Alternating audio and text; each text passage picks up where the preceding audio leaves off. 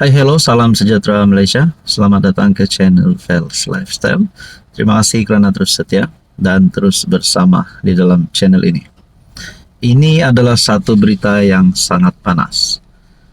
Dengan peletakan jawatan yang mengejutkan ramai, mengejutkan PKR, mengejutkan UMNO, dan mana-mana pemimpin di dalam kerajaan. Peletakan jawatan Rafizi dan Nik Nazmi yang menjadi satu cerita sejak kebelakangan ini. Ramai yang bercerita tentang ini dan di media sosial juga ramai yang meletakkan komen dan pandangan masing-masing. Ada yang memuji tindakan Rafizi, ada yang tidak setuju kerana Rafizi perlu meneruskan jawatan beliau sebagai Menteri Ekonomi. Macam-macamlah komen. Tapi akhirnya kepimpinan UMNO Sabah memuji Rafizi. Hentam adun didakwa rasuah dengan caption anak jantan. Pengarah komunikasi strategik UMNO Sabah, Datu Rosman Datu Akhir Zaman, membuat perbandingan ketara antara peletakan jawatan Rafizi sebagai menteri dengan sikap pemimpin negerinya yang dikaitkan dengan skandal rasuah. Ini baru betul anak jantan, tulisnya dalam catatan FB, disertakan gambar Rafizi. Namun Datu Rosman kesal dengan situasi di Sabah yang anggota adun dikaitkan dengan skandal lesen mineral enggan meletakkan jawatan. Satu Malaysia sudah tahu 8 adun kerajaan SMJ Sabah Maju Jaya terlibat dengan rasuah dan salah guna kuasa. Mereka akan dipanggil semula dalam masa terdekat oleh pihak SPRM. Sehingga hari ini mereka tidak berani untuk meletak jawatan. Datu Rosman juga mengingatkan kenyataan Ketua Menteri Sabah, Haji Jinur, sebelum ini berkaitan gaji wakil rakyat yang tidak cukup. Beginilah realiti sebenar anak jantan buatan GRS SMJ, katanya. Haji Ji membuat kenyataan itu ketika mempertahankan adun Sabah dengan mencadangkan bahawa perbualan dalam video yang dibocorkan mungkin merujuk kepada derma politik. Pada 22 Mei, Ketua Pesuruhjaya SPRM Azam Baki mengesahkan 8 laporan forensik mengenai video tersebut telah diterima. Persoalannya, adakah 8 adun rasuah ini sekiranya mereka didapati bersalah, mereka juga akan menjadi anak jantan seperti Rafizi dengan meletakkan jawatan. Apa komen anda? Hello semua, salam sejahtera Malaysia. Selamat datang ke channel Fels Lifestyle. Terima kasih kerana terus setia dan terus bersama di dalam channel ini. Antara yang panas baru-baru ini, peletakan jawatan yang panas baru-baru ini menggemparkan ramai orang. Bukan saja di kalangan kepimpinan kerajaan, tetapi pasti menggemparkan seluruh kepimpinan politik, termasuk pembangkang Perikatan Nasional. Mana tidaknya salah satu pemimpin utama PKR, salah satu menteri yang famous, salah satu ahli politik, pemimpin politik yang kita boleh cakap antara yang berani bersuara.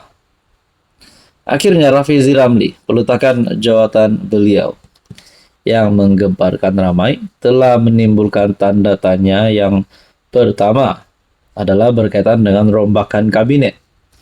Dan yang kedua, siapakah yang bakal menggantikan Rafizi Ramli dan juga seorang lagi menteri, yaitu sekutu Rafizi, yang di mana Nik Nazmi juga mengumumkan peletakan jawatan. Dalam satu artikel, penganalisis berkata, sekarang waktu terbaik PM rombak kabinet. Adakah dengan ini, masa terdekat ini, Anwar akan merombak kabinet? Peletakan jawatan Rafizi itu sebagai Menteri Ekonomi dan Menteri Sumber Asli dan Kelestarian disifatkan penganalisis sebagai titik perubahan kepada keperluan melakukan rombakan di dalam barisan jemaah Menteri Kerajaan Madani. penganalisis politik University Sains Malaysia, Profesor Datuk Dr. Siva Murugan Pandian berkata, ia mengambil kira faktor antaranya mungkin terdapat lagi barisan menteri atau timbalan menteri daripada pasukan Rafizi di dalam PKR yang akan mengambil pendekatan sama. Beliau berkata, faktor lain yang perlu diambil kira termasuk kedudukan Zafrul, Menteri Pelaburan, yang akan tamat penggal selaku senator pada Disember ini. Jadi saudara-saudara, itu adalah antara penyebab kenapa rombakan kabinet perlu dilakukan.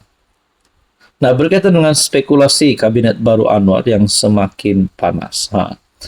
Artikel daripada Malaysia Kini, semua mata tertumpu kepada PM yang juga Presiden PKR, susulan peletakan jawatan Rafizi, Nik Nazmi daripada kabinet, selepas kekalahan mereka dalam pemilihan parti baru-baru ini.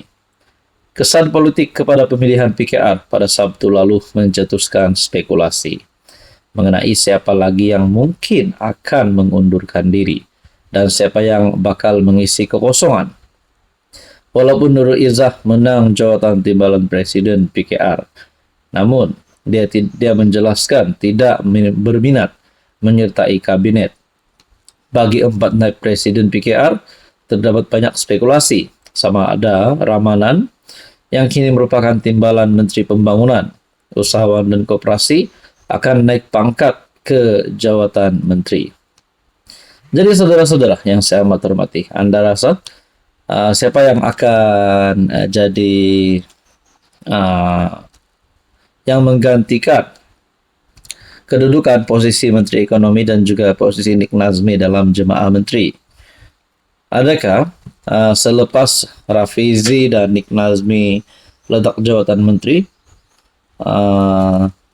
mungkin ada di antara kepimpinan PKR yang top hari ini bakal dimasukkan ke dalam kabinet kerajaan perpaduan? Nah, saudara-saudara, sebelum ini kita juga mengetahui bagi Amiruddin, perkembangan terbaru menghidupkan semula spekulasi sejak tahun lalu bahwa dia mungkin dipindahkan ke jawatan persekutuan. Nah, kalaulah Amiruddin Syarih, Menteri Besar Selangor, akan masuk di dalam kabinet kerajaan perpaduan, sama ada menjadi menteri menggantikan Rafizi ataupun Nik Nazmi, adakah Rafizi masih layak untuk menjadi Menteri Besar Selangor yang baru? Itu pun mungkin menjadi pertanyaan orang kampung. Apa komen Anda?